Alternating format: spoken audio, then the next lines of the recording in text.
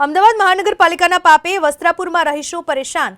સુકન એપાર્ટમેન્ટમાં છેલ્લા 5 દિવસથી ગટરનું પાણી ભરાયેલું છે। આમ છતાં મહાનગરપાલિકા તરફથી કોઈ જ કામગીરી કરવામાં આવી નથી। એટલું જ નહીં, ગટરના પાણી ભરાયેલા રહેતા દુર્ગંધ પણ આ વિસ્તારમાં ફેલાય છે, જેને લઈને રહીશો હાલાકી ભોગવવા મજબૂર બન્યા। સાથે જ આ ગટરના ગંદા પાણીમાંથી પણ પસાર થવા રહીશો મજબૂર બન્યા છે।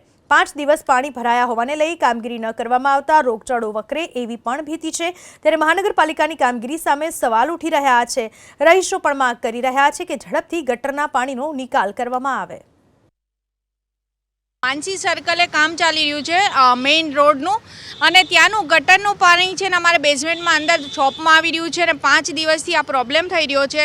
अमारा कस्टमर नथी आवता अने गंदकी एटली बधी थाय छे के गटरनुं पाणी छे तो तमे बिलीव करी शको के गंदकी केटली होय। छेल्ला 5 दिवसथी गटરના પાણીઓ બેક મારે છે। વારવાર રજૂઆત કરવા છતાં કોર્પોરેશનમાંથી કોઈ પણ નિવાડો આવેલ નથી।